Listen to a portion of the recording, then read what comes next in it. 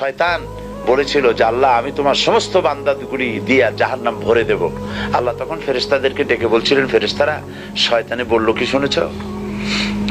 তোমরা যাও পৃথিবীতে, আমার বান্দারা শয়তানের ওয়াসওয়াসায় পড়ে যদি একটা গুনার নিয়ত করে, গুনাহটা করে নাই, গুনার নিয়ত করেছে, আমলনামায় একটা গুনাহ লিখে দিও। আমলনামায় কোনো গুনাহ লিখবা না। গুনার নিয়ত করেছে, গুনাহটা করে নাই, গুনাহ লিখবা না। যখন গুনাহটা করে ফেলবে তখন একটা গুনার জন্য একটা গুনাহই লিখো, আর যদি তওবা করে তা আমি মাফ করে দেব। আর যদি আমার বান্দা একটা নেকের নিয়ত করে, একটা নেক কাজের নিয়ত যদি করে, তাহলে কাজটা করে নাই, নেক কাজের নিয়ত করেছে, হজে যাবে নিয়ত করেছে, যায় নাই, যেতে পারে নাই, এখনো দান করবে এখনো করে নাই, নিয়ত করেছে, আমলনামায় একটা নেকি লিখে দিবা। আর যখন নেকের কাজটা করা হবে তখন 10টা গ্রেস মার্ক লাগাই দিবা, 10 গুণ বাড়ায় দিবা।